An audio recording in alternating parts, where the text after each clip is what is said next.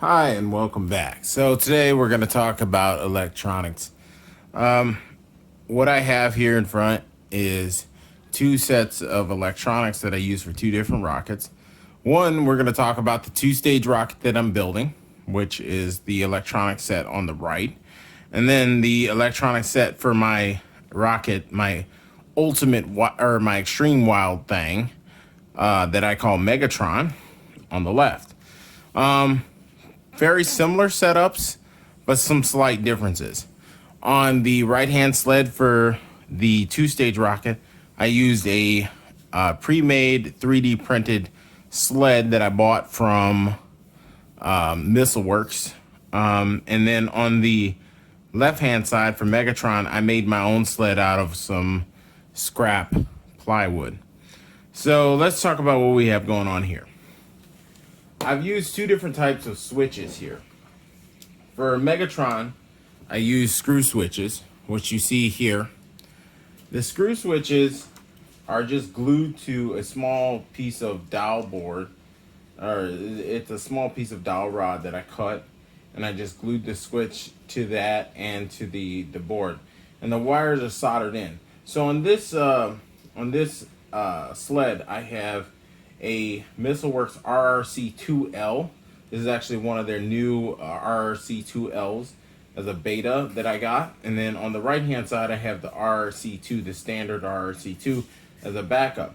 The RRC2L kind of combines the properties of the RRC3, where you can plug the LCD board into it and configure it, as opposed to using just the dip switches. So that's really the main difference, and it also records some of the flight data that you can then read after the flight, in addition to beeping out just the altitude. So that's what I have here. The batteries are on the back side of the board, and again, you can see the solder connections for the for this. So one of the things that you'll see with all of my sleds is I have a tendency to use these Molex connectors. These are locking connectors that connect to the bulkhead, and what it allows me to do is it allows me to quickly connect and disconnect the connectors from the bulkhead, so that I can work on the altimeters, change the batteries, do whatever I need to do while I'm prepping the rocket, without having to worry about having to screw terminal connections in. And sometimes that can be kind of tedious. If you're not careful about how you connect those, you can get those wrong, and they can slip out, or they cannot be connected right, and then the charges won't fire. These are keyed so that you can see there's a keyway on each one of these. These are keyed so that you can't get them wrong. And that makes it easy, so that when you connect these, you always know they're hooked up right. And it's an easy locking connector, so they just snap in, and then you don't have to worry about getting something mixed up. On the right hand side, because I have on the right hand side, I took this a step further with these Molex connectors. You can see on this side I did a separate connector for the primary and the backup. On the left hand side, what I did was I combined those into a 4-pin connector, so that way the primary and the secondary are always connected to the right positions when I connect this. Again, it's keyed, so when these are connected, I know for a fact this one's the primary, that one's the secondary, and there's no way you can have them mixed up. And so, to get a little bit more detailed, I know there was questions that were asked of me about what a switchband is. So this purple part right here, you can see Megatron is painted purple. So you can see this line here. This is our switchband. The switchband is what not only provides the vent holes for the altimeters, but it also provides me access to the switches themselves, so that when the rocket is together, and I use these, what they're called is PIM nuts, and I use Allen head screws, and you can see the PIM nuts are glued on the inside of the they're epoxy to the inside of the avionics bay here. And what the PIM nuts do is they allow me to screw the upper payload bay in place. So when I connect this, I have a witness mark, and then I go ahead and connect this, put the 3 screws in. The payload bay is then permanently joined to the avionics bay so that it can't separate. And then that way when the nose cone comes off, the parachute comes out and the avionics bay stays attached to the base of the payload bay. The switch band, I'll go ahead and put this inside of here and show you how the switch band helps us do our thing. So each one of the holes that I have drilled on this avionics bay are 1/4 inch, with the exception of the 2 holes for the switches. And the switch holes are 5/16. And so you can see here, I have a screw switch that's accessible through this hole. And then there's a vent hole here. And then another 5/16 hole here where the other screw switch is accessible. And that's how I go ahead with just a number 2 Phillips screwdriver. I go ahead and close those switches, and that arms the altimeters. On the top, you can see I have the terminal blocks here for the primary and the secondary, and the charge wells. So I'll just connect E-matches to these terminal blocks and then feed them into the charge wells and fill those charge wells with black powder. And then I just use tape over the top of those to hold that all in place. And then you can just arm this on the pad. So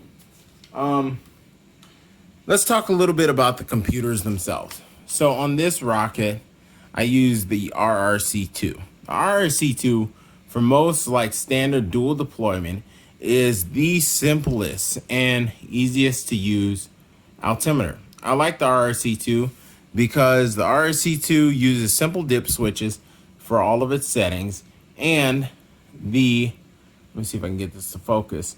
The settings are marked on the board themselves. You can see the first setting here is for the high-low for the beeper. And then there's the drogue setting for the drogue delay, +1 or 0. So whether or not you want the drogue to wait a second or to fire right at apogee. And then the main setting, 800 or 300.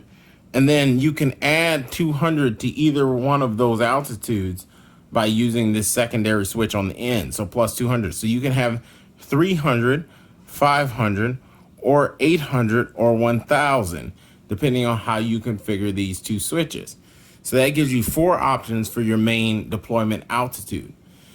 So that's how that works. It's a really simple altimeter, extremely reliable, and it runs off of a simple 9-volt battery. I use 2 9-volts on the back, and I zip tie them down.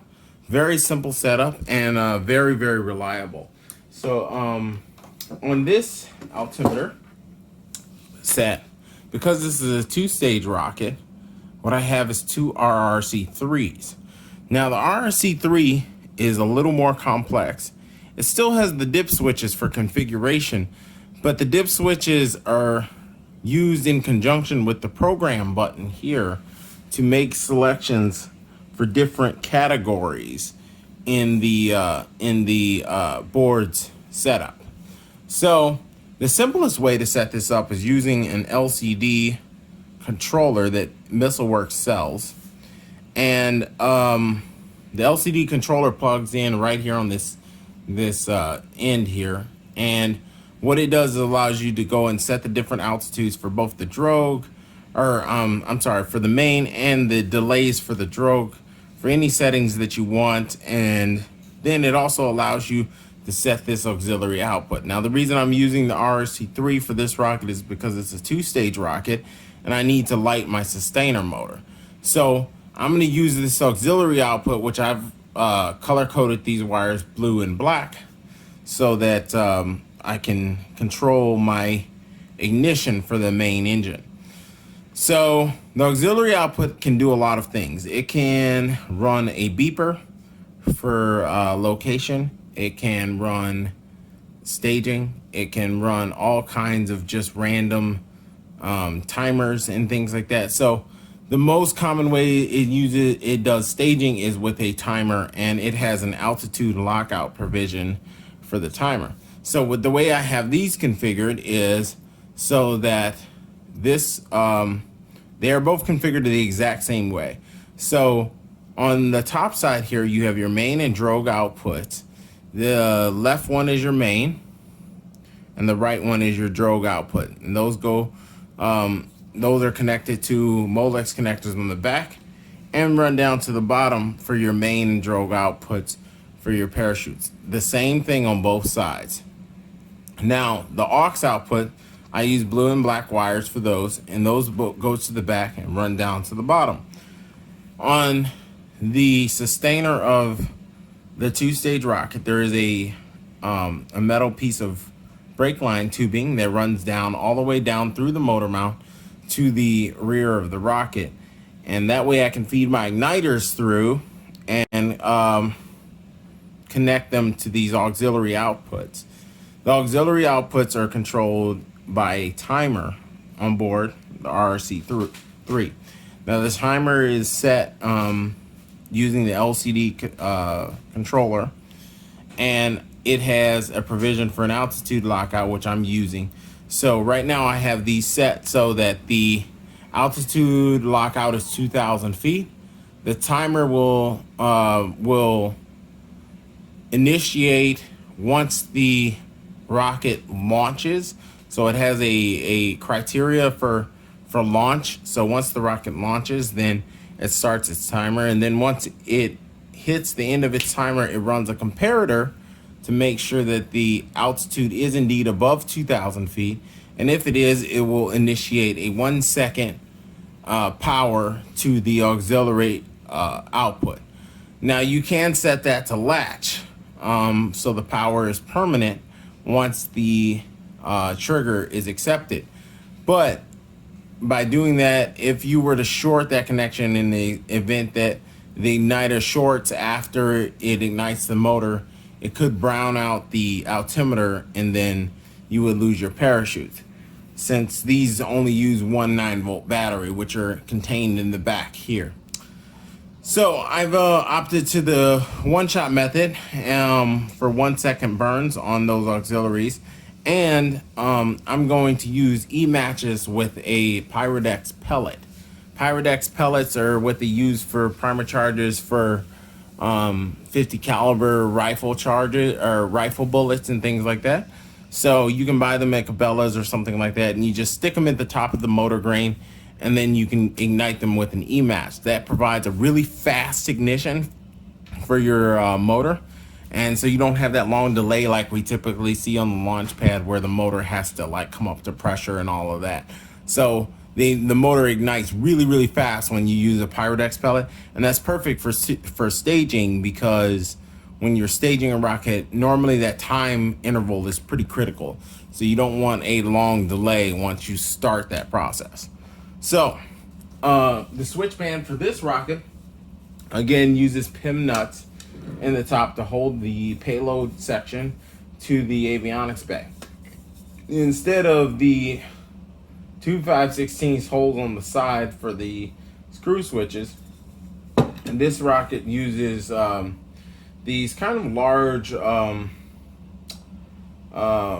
voltage switches. These are essentially 110 220 switches that you see in like in breaker boxes and things like that, but they work really well. They have a nice solid click, and you can turn them with just a flathead screwdriver, and you just put a flathead in this slot, turn it counterclockwise to the 220 position, and it turns the altimeter on. Let me see if I can grab a screwdriver and show you guys that.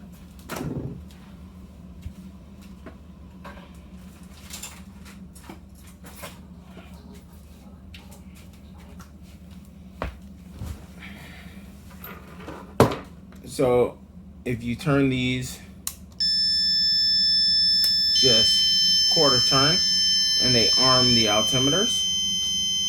Now you'll notice that I have these two altimeters set to different tones, and that is intentionally done so that when it's on the launch pad, I can tell the difference between the two sounds. You notice one is a higher tone than the other, and that way when I'm listening to the beep code, I can tell which altimeter I'm listening to, whether it's the primary or the secondary, right? So that makes things a little easier. So you'll see on the, I'll go ahead and turn these off.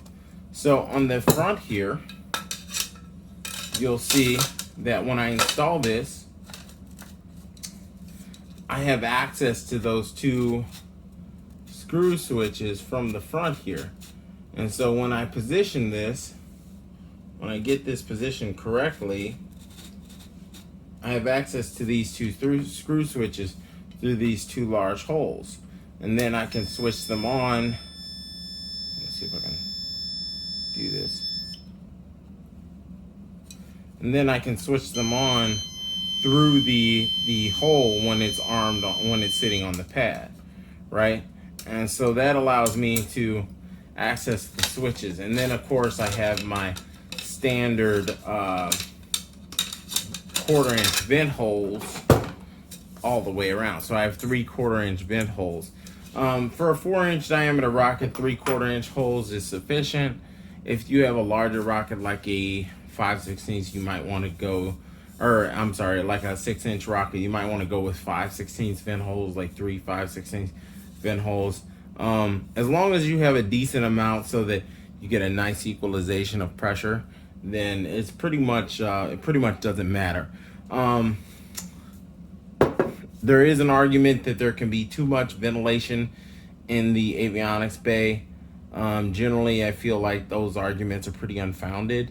As long as there's not so much ventilation that you have uneven flow through the avionics bay, which would have to be pretty drastic.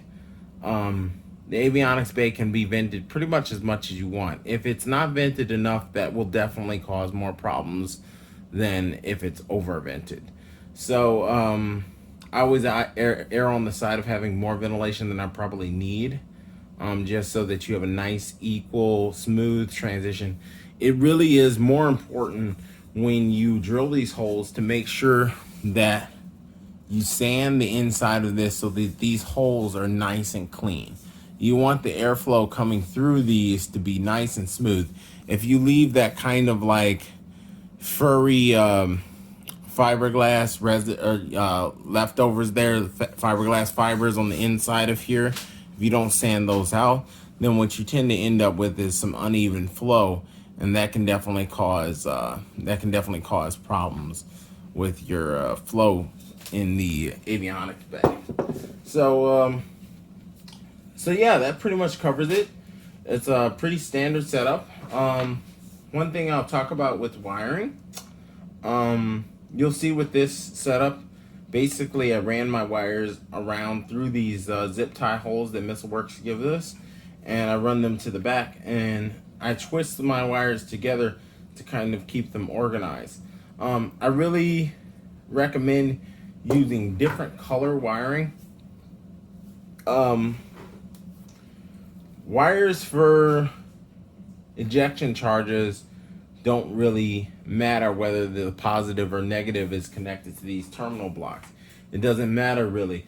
But when you have to troubleshoot something, especially out in the field, it's a heck of a lot easier to figure out if this is organized and if it's color coded. If it's not, then figuring out which wires come from where and where your problem lies becomes a lot more complicated, especially out at the pads. So if you do have problems, having this stuff organized now really saves you a lot of stresses when you have problems. So it's worth it to take the extra few minutes to keep this stuff neat.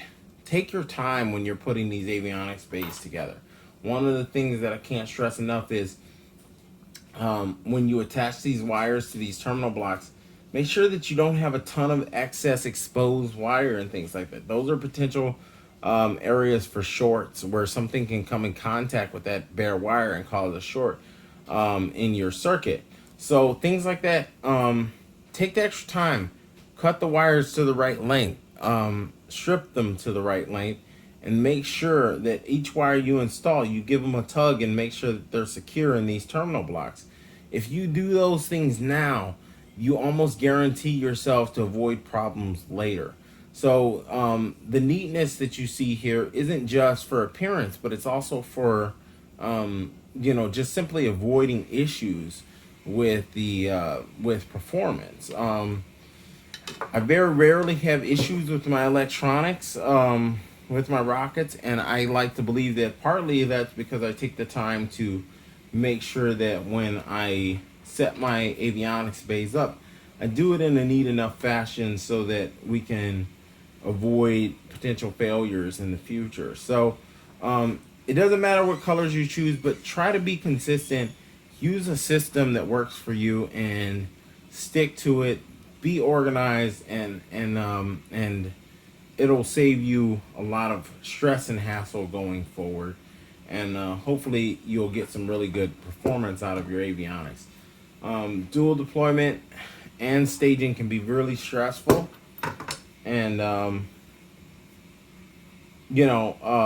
hopefully some of the information that I provided today will help some of you guys feel a little bit more comfortable with doing it.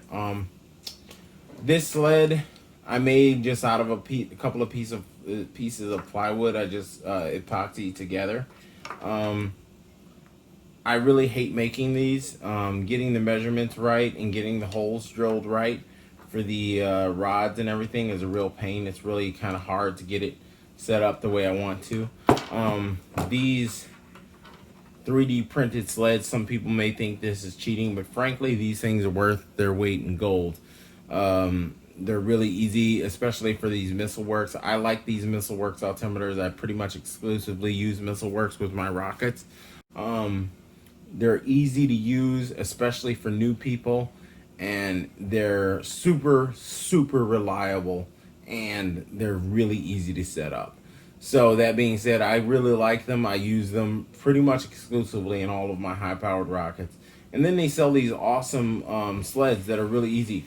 They come with the standard spacing, so if you get your bulkheads from like Wildman Rocketry, where he those dimples that he makes in these bulkheads, if you put your threaded rods right through those dimples, they'll line up perfectly with this sled, and they fit right on, and they're super easy to use. So to me, as a person who doesn't like building sleds, I think these things are worth every penny.